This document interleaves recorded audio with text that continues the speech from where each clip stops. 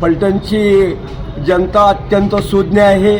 लोकशाहीचे वेगळ्या 80 वर्षाच्या काळामध्ये टप्पे पडलेले आहेत। अनेक नेतृत्व निर्माण झाली, शेतकऱ्यामधून सामान्य कुटुंबामधून नेतृत्व झाले। अशा प्रकारची लोकशाही फलटणमध्ये नगर परिषदमध्ये आहे आणि नगर परिषदेमध्ये फलटणमधले वेगळ्या काळामध्ये वेगळ्या टप्प्यांना अनेक विकास झालेला आहे आणि अनेक प्रकारचा विकास इथल्या राज्यकर्त्यांनी चांगला केलेला आहे। ग्रंथालय असतील, सुविधा असतील, शाळा असतील, कॉलेज असतील आणि परिवहन असेल आणि आरोग्याची व्यवस्था असेल, बऱ्यापैकी सर्व गोष्टी चांगल्या आहेत। पण लोकांनीच आता चांगलं काम करायला पाहिजे। फलटणची नगर परिषद इलेक्शन अत्यंत महत्त्वाचे आणि या ठिकाणी चांगल्या प्रकारचं नगराध्यक्ष नगरसेवक यावेत। फलटणला नमस्ते फलटणच्या माध्यमातून अत्यंत चांगल्या प्रकारचं वृत्तांकन तालुक्यातल्या शहरामधनं आणि गावामधनं होत असताना इथल्या जनतेनं युवकांना चांगल्या प्रकारचं काम करावं आणि इलेक्शनचं सुद्धा सामोरं जात असताना चांगल्या प्रकारचं सर्व या ठिकाणचं उमेदवार निवडावेत। फलटण नगर परिषद अत्यंत महत्त्वाची आहे। तर या फलटण शहराला सर्व वारसा आहे, सामाजिक, सांस्कृतिक, राजकीय, आर्थिक आणि सर्व वारसा आहेत आणि या नवीन पिढीला एक फलटण शहर नवीन समृद्ध असं व्हावं